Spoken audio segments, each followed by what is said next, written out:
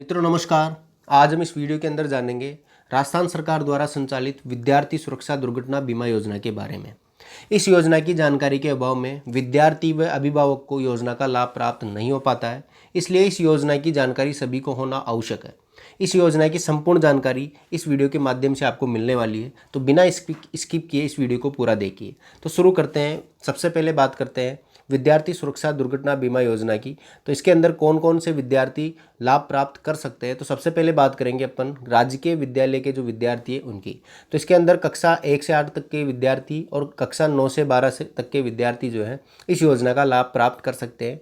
इसके अंदर जो है विद्यार्थी दुर्घटना के दिन जो है राजकीय विद्यालय के नामांकन पंजिका में दर्ज होना आवश्यक है। तो उसका नाम जो है नामांकन पंजिका के अंदर दुर्घटना के दिन होना आवश्यक है, जब इस पॉलिसी का लाभ वो प्राप्त कर सकता है। इसके अंदर सबसे पहले देखते हैं कि पॉलिसी अवधि के अंदर जो है कौन कौन से विद्यार्थी किस प्रकार से इस पॉलिसी का लाभ प्राप्त कर सकते हैं। तो सबसे पहले बात करते हैं प्राथमिक शिक्षा और माध्यमिक शिक्षा निदेशालय जो है इसका जो प्रीमियम है उसका भुगतान कर देते हैं। तो जब भी सत्र जो प्रारंभ होता है उसके पहले ही जो है माध्यमिक शिक्षा और प्राथमिक शिक्षा निदेशालय जो है इसके पॉलिसी का प्रीमियम जो है उसका भुगतान कर देते हैं, जिससे विद्यार्थी को इसका लाभ प्राप्त हो सके। सबसे पहले बात करते हैं कि इसके अंदर जो पॉलिसी है वो 2 प्रकार से राजकीय विद्यालय के विद्यार्थियों के लिए संचालित की जा रही है। पहली जो है वो कक्षा 1 से कक्षा 8 के लिए जो है प्राथमिक शिक्षा निदेशालय के जो प्रीमियम देय है उसके अनुसार संचालित की जाएगी, और कक्षा 9 से 12 तक के जो विद्यार्थी है उनका प्रीमियम माध्यमिक शिक्षा निदेशालय के द्वारा जमा करा दिया जाता है और इस पॉलिसी का लाभ वो प्राप्त कर सकते हैं। तो इस प्रकार से 2 प्रकार की पॉलिसी है। पहली पॉलिसी कक्षा 1 से 8 तक के विद्यार्थियों के लिए और दूसरी पॉलिसी कक्षा 9 से 12 तक के विद्यार्थियों के लिए। इसके अंदर जो है इस पॉलिसी की अवधि कितनी रहने वाली है। तो पॉलिसी की अवधि प्रतिवर्ष 15 अगस्त से आगामी जो वर्ष है उसके 14 अगस्त तक के बीच में इस पॉलिसी की अवधि रहेगी। तो इस प्रकार से 15 अगस्त से लेकर आगामी वर्ष की जो 14 अगस्त है उस तक जो है इस पॉलिसी की अवधि रहती है। इसके अंदर यदि विद्यार्थी दुर्घटनाग्रस्त हो जाता है तो इस पॉलिसी का वो लाभ प्राप्त कर सकता है। उसके बाद बात करते हैं कि इसके अंदर जो है विद्यार्थी को कितने रुपये तक का जो है लाभ प्राप्त होता है, इसके अंदर कितना बीमा धन जो है विद्यार्थियों के लिए रखा गया है। तो इसके अंदर 1 लाख रुपये तक का जो कवरेज है इस पॉलिसी अवधि के लिए संचालित किया जाता है। तो इस प्रकार से इस पॉलिसी अवधि का मतलब हो गया कि 15 अगस्त से लेकर आगामी जो वर्ष की 14 अगस्त है उसके अंदर यदि विद्यार्थी का दुर्घटना हो जाती है तो उस केस में 1 लाख रुपए तक का जो उसको कवरेज मिलता है, 1 लाख रुपए तक का उसको पुनर्भरण का लाभ प्राप्त होगा। तो इस प्रकार से 1 लाख रुपए तक का जो है उसको पॉलिसी का लाभ प्राप्त हो सकता है। इसके बाद बात करते हैं योजना का उद्देश्य क्या है। तो इसके अंदर जो है राज्य के समस्त विद्यार्थियों की दुर्घटना में मृत्यु अथवा शारीरिक क्षति की दशा में जो है विद्यार्थियों के माता पिता, संरक्षक, पति पत्नी, वैध मनोनीत को बीमा आवरण उपलब्ध करवाना। तो इस प्रकार से इसके अंदर जो है बीमा कवर जो है किस किस के प्रकार से रहता है। तो इसके अंदर केवल और केवल राज्य के समस्त विद्यार्थी है उनके लिए दुर्घटना में मृत्यु और शारीरिक क्षति के अंदर जो है उनको बीमा कवर प्राप्त होता है। तो इसके अंदर जो है यदि डेथ हो जाती है या उसकी शारीरिक क्षति हो जाती है तो उस केस में इस पॉलिसी का लाभ कोई भी राज्य का विद्यार्थी ले सकता है। उसके बाद इसके अंदर महत्वपूर्ण बिंदु की बात करते हैं। सबसे पहले बात करते हैं कि इस योजना का जो संचालन किसके द्वारा किया जा रहा है।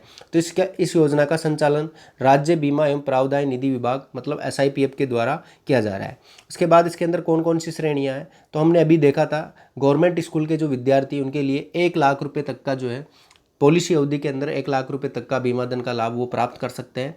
और कक्षा 1 से 8 तक के विद्यार्थियों के लिए एक पॉलिसी और दूसरी प्रकार की पॉलिसी कक्षा 9 से 12 तक के विद्यार्थियों के लिए थी।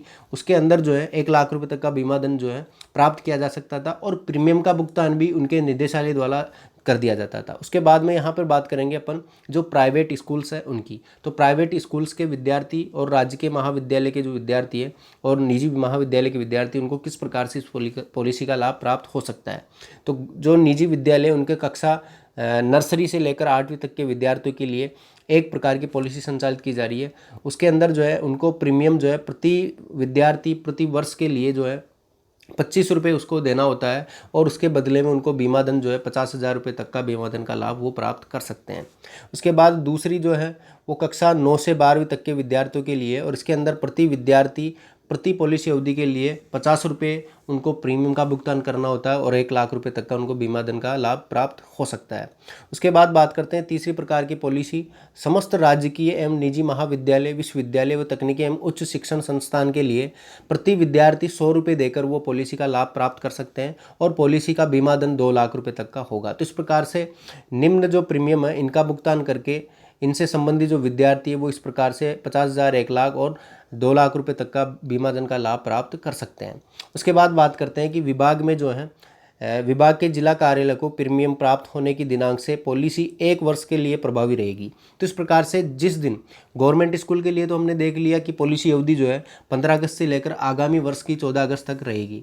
उसके अलावा जो प्राइवेट स्कूल्स है, निजी विद्यालय, महाविद्यालय, तो उनके लिए जो है उनका प्रीमियम जिस दिन जमा होगा उस दिन से, तो प्रीमियम के प्राप्त होने की दिनांक से पॉलिसी 1 वर्ष के लिए प्रभावी रहेगी। तो जिस दिन उनका पॉलिसी का जो प्रीमियम प्राप्त हुआ है उससे उस दिन से एक साल तक जो है उस पॉलिसी की अवधि रहेगी। तो इस प्रकार से पॉलिसी की अवधि समाप्त होने से पूर्व आगामी वर्ष हेतु प्रीमियम जमा होने पर प्रीमियम प्राप्त की दिनांक से नई पॉलिसी जारी कर दी जाती है। तो इस प्रकार से अपन पॉलिसी को रिन्यू भी करा सकते हैं।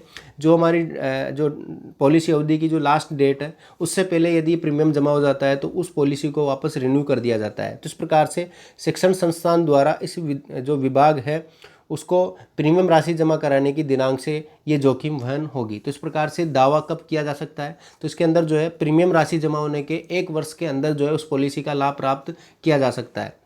उसके बाद बात करते हैं बीमित विद्यार्थी की। तो बीमित विद्यार्थी की दुर्घटनावश मृत्यु अथवा पॉलिसी में उल्लेखित क्षति की स्थिति में पॉलिसी के प्रभावी रहने की अवस्था में भारत में किसी भी स्थान और समय पर दुर्घटना घटित होने पर योजना का लाभ देय है।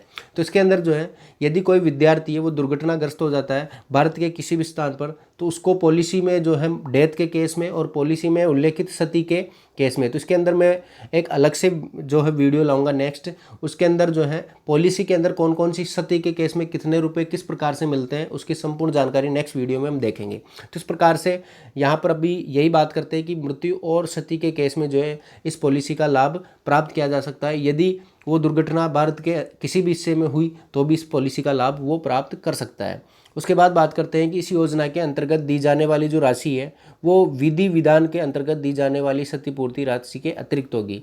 इसका मतलब ये हुआ कि यदि कोई दूसरी जो योजना है उसके अंतर्गत यदि विद्यार्थी या अभिभावक को कोई पॉलिसी का लाभ प्राप्त हुआ है, जैसे कि किसी ने LIC की पॉलिसी से करवाया है तो उससे उसको लाभ प्राप्त हो रहा है, या अन्य गवर्नमेंट सामाजिक कल्याण विभाग के द्वारा किसी प्रकार के विभाग के द्वारा जो है उसको अन्य जो राशि है वो मिल रही है, उसके अतिरिक्त राशि जो है इस योजना के अंतर्गत उनको मिलेगी। इसका मतलब ये है कि अपन अन्य जो योजना है उसका भी लाभ इसके साथ ले सकते हैं। उसके बाद बात करते हैं कि मृत्यु और क्षति की जो है दोनों प्रकार के दावों में दावा राशि विद्यार्थी के माता पिता, संरक्षक, पति पत्नी और वेद मनोनीति को देय होगी। तो इस प्रकार से जो है मृत्यु यदि विद्यार्थी की डेथ हो जाती है या शारीरिक क्षति हो जाती है तो दोनों प्रकार के दावों में जो है विद्यार्थी के माता पिता, संरक्षक, पति पत्नी और वेद मनोनीति को जो है इस पॉलिसी का जो लाभ है, इस पॉलिसी का जो जितना भी पैसा है वो उनको मिलेगा। उसके बाद बात करते हैं कि विभाग द्वारा स्वीकृत किए गए दावों का भुगतान दावेदार के बैंक खाते में किया जाएगा। तो इस प्रकार से जो नॉमिनी होगा, वेद नॉमिनी, तो उस दावेदार के द्वारा जो है बैंक अकाउंट की जो है डिटेल दी जाएगी और उस बैंक अकाउंट के अंदर जो है इसका जो पूरा पैसा जो भी स्वीकृत होगा वो इसके अंदर आएगा। दावा प्रपत्र में दस्तावेज जो है दुर्घटना की दिनांक से 6 माह के अंदर दावेदार पूर्ति कर शिक्षण संस्थान के प्राचार्य के माध्यम से इस विभाग के संबंधित जिला कार्यालय में जो है प्रस्तुत करना होगा। तो इसके अंदर जो है बहुत सारी जो पॉलिसी है उसको पॉलिसी मैच्योर हो, मतलब पॉलिसी अवधि के अंदर उसकी डेथ हो जाती है विद्यार्थी की, परंतु उसको इस पॉलिसी का लाभ प्राप्त नहीं हो पाता है क्योंकि बहुत सारे जो केस है उसके अंदर जो है 6 माह से अधिक होने के बाद उस दावेदारी की जाती है। तो इस प्रकार से जो है इसके अंदर महत्वपूर्ण जो भूमिका है वो शिक्षण संस्थान के प्राचार्य की रहती है। यदि वो समय पर इस पॉलिसी के अंतर्गत यदि 6 महीने के अंदर अंदर जो है वो यदि दावेदारी कर देते हैं तो उस केस में उनको इस पॉलिसी का लाभ प्राप्त हो जाता है। तो इस प्रकार से इसके अंदर महत्वपूर्ण बिंदु है कि दावा प्रपत्र में दस्तावेज दुर्घटना की तिथि से 6 माह के अंदर जो है दावेदार द्वारा जो है प्रस्तुत करना होता है। तो इस प्रकार से एक महत्वपूर्ण बात है ये कि 6 माह के अंदर यदि उसका दावा किया जा सकता है और 6 माह के बाद में यदि दावा किया जा सकता है तो वो रिजेक्ट भी हो सकता है। तो इस प्रकार से 6 माह के अंदर जो है दुर्घटना तिथि से 6 माह के अंदर जो है इसके अंदर दावादारी करनी होती है। उसके बाद बात करते हैं इसके अंदर कौन कौन से डॉक्यूमेंट्स जो है पॉलिसी का दावा करते समय अपने को देने होते हैं। तो दावा प्रपत्र के समय मृत्यु की स्थिति में पुलिस एफआईआर, तो इसके अंदर यदि विद्यार्थी की डेथ हो जाती है तो उस केस में पुलिस एफआईआर, एफआर व पोस्टमार्टम रिपोर्ट जो है इसके साथ अन्य दस्तावेज भी इसके अंदर संलग्न करके जो है जिला कार्यालय को प्रेषित करने होते हैं। तो इस प्रकार से ये मृत्यु के केस में है। और यदि शारीरिक क्षति हो जाती है तो उस स्थिति में जो है एफआईआर और इलाज का विवरण, मतलब किस प्रकार से कौन से हॉस्पिटल में इलाज किया है और किस प्रकार से उसके अंदर कौन सी जांच हुई, तो वो सारी इसके अंदर देनी होती है। उसके अलावा मेडिकल बोर्ड सर्टिफिकेट और आदि जो संलग्न दस्तावेज है उसके साथ संलग्न करके उसको प्रेषित करने होते हैं। तो इस प्रकार से यदि चिकित्सा पुनर्भरण के प्रकरण में भी इलाज के विवरण का मूल मेडिकल बिल जो है उसके साथ संलग्न करना होता है। तो इस प्रकार से ये सारे डॉक्यूमेंट्स आपको दावा की टाइम जो है लगाने होते हैं। पॉलिसी अवधि में बीमित की एक से अधिक दुर्घटना होने पर बीमा धन अधिक राशि का भुगतान नहीं किया जाएगा। इसका मतलब यह है कि पॉलिसी अवधि के अंतर्गत यदि पूरे 1 साल के अंदर ये पॉलिसी जो है रहती है तो इस 1 साल के अंदर यदि दुर्घटना 2 या 3 बार हो जाती है तो दोनों और जो 2 या 3 बार जो दुर्घटना हुई उसके अंदर जो टोटल मिलाकर जो पैसा मिलेगा वो इस बीमा धन से अधिक नहीं हो सकता। तो इसके अंदर यदि मान लेते हैं कि एक बार डेथ मतलब कोई डेथ हो जाती है तो उस केस में 1 लाख रुपये उसको मिलता है, परंतु यदि उसकी क्षति हो जाती है, यदि शारीरिक क्षति हो जाती है तो पहली बार में उसको शारीरिक क्षति के केस में मान लो 40,000 रुपये मिल जाते हैं। उसके बाद दूसरी बार यदि वो दावा करता है, दूसरी बार जो उसका दुर्घटना होती है तो उस केस में उसको 60,000 रुपये से अंदर से ही जो पैसा मिलेगा। तो इस प्रकार से कुल मिलाकर बीमा धन से अधिक जो है इस राशि का भुगतान नहीं किया जा सकता। तो कुल मिलाकर बीमा धन के अतिरिक्त कोई अन्य जो है लाभ प्राप्त नहीं किया जा सकता। उसके बाद बात करते हैं योजना हेतु विद्यार्थी की परिभाषा। तो उधर हमने देखा था कि विद्यार्थी की परिभाषा के अंदर गवर्नमेंट स्कूल्स में जो है विद्यार्थी केवल दुर्घटना के दिन जो है उसका नामांकन होना अनिवार्य है, परंतु यहाँ पे निजी विद्यालय और राजकीय व निजी महाविद्यालय, विश्वविद्यालय व तकनीकी एवं उच्च शिक्षण संस्थान के विद्यार्थी जिनका प्रीमियम शिक्षण शिक्षा संस्था द्वारा इस विभाग को प्रेषित किया गया है और शिक्षण संस्थान द्वारा विभाग को प्रेषित सूची में जिनका नाम उल्लेखित है वही योजना के अंतर्गत बीमित विद्यार्थी माने जाएंगे। तो गवर्नमेंट स्कूल्स के लिए तो जो है उनके जो संबंधित निदेशालय है वो उसका प्रीमियम का भुगतान कर देते हैं, परंतु निजी विद्यालय, राजकीय और निजी महाविद्यालय, विश्वविद्यालय के केस में जो है उनको स्वयं जो संस्था है वो उसका प्रीमियम का जो है भुगतान करती है। और उसी केस में उसके साथ जो है एक जो है जिन जिन विद्यार्थियों का इसके अंदर बीमा कवर लिया जाता है तो उनकी सूची जो है साथ में संलग्न की जाती है। तो इस प्रकार से यदि इस सूची के अंदर उनका नाम है तो उस पॉलिसी के अंदर जो है उनको लाभ प्राप्त होगा। तो इस प्रकार से ये महत्वपूर्ण बात थी। उसके बाद आता है इसके अंतर्गत जो है देय लाभ कौन कौन से हैं। तो इसके अंदर इस योजना के अंतर्गत बीमा अवधि के अंतर्गत जो है विद्यार्थी की मृत्यु और अन्य शारीरिक क्षति की दशा में योजना के प्रावधान के अनुसार भुगतान किया जाएगा। तो इसके अंदर जो है बीमित अवधि के अंदर मतलब जो अपनी जो पॉलिसी अवधि है, पॉलिसी अवधि के अंदर यदि विद्यार्थी की दुर्घटनावश उसकी मृत्यु हो जाती है या शारीरिक क्षति हो जाती है तो दोनों ही केस के अंदर हम इस पॉलिसी का लाभ प्राप्त कर सकते हैं। तो इस प्रकार से ये पॉलिसी के अंदर ये प्रकार से लाभ मिलते हैं। उसके बाद पॉलिसी की अपवर्जन, मतलब पॉलिसी का अपवर्जन किस केस में होगा। तो योजना के अंतर्गत अपवर्जन का मतलब है कि इस पॉलिसी का लाभ किस केस में नहीं मिलेगा। तो सबसे पहले बात करते हैं कि प्राकृतिक रूप से यदि डेथ हो जाती है, मतलब नेचुरल डेथ हो जाती है तो उस केस में इस पॉलिसी का लाभ प्राप्त नहीं हो पाता। तो इस प्रकार से प्राकृतिक रूप से यदि डेथ हो जाए या शारीरिक क्षति हो जाए या बीमारी के कारण होने वाली मृत्यु और शारीरिक क्षति पर पॉलिसी के अंतर्गत कोई लाभ प्राप्त नहीं होगा। तो इस प्रकार से इसके अंदर डेथ यदि नेचुरल डेथ हो रही है तो उस केस में कोई इस पॉलिसी का लाभ प्राप्त नहीं होगा।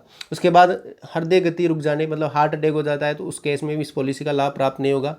कैंसर, टीबी इत्यादि जो गंभीर बीमारी है उस केस में भी पॉलिसी का लाभ प्राप्त नहीं होगा। आत्महत्या व आत्महत्या के प्रयास और पागलपन, किसी विद्यार्थी द्वारा नशीले द्रव्य के प्रयोग से होने वाली मृत्यु और क्षति के केस में भी इस पॉलिसी का लाभ प्राप्त नहीं हो पाएगा। उसके बाद चिकित्सा व शल्य क्रिया के दौरान मृत्यु होने पर, मतलब किसी ने ऑपरेशन कराया और उस केस में उसकी डेथ हो जाती है या अन्य शारीरिक क्षति हो जाती है तो उस केस में भी इसके अंदर जो है पॉलिसी का लाभ प्राप्त नहीं होगा। उसके बाद बात करते हैं नाभिकीय विकिरण और परमाणुवीय अस्त्रों से होने वाली मृत्यु, तो इस केस में भी इस पॉलिसी का लाभ प्राप्त नहीं होगा। युद्ध, विदेशी आक्रमण, विदेशी शत्रु के कृत्य और गृह युद्ध, देशद्रोह अथवा देश जो राष्ट्र विरोधी गतिविधि है उसमें भाग लेने पर यदि डेथ हो जाती है या अन्य सारी स्थिति हो जाती है तो उस केस में भी इस पॉलिसी का लाभ प्राप्त नहीं हो पाएगा।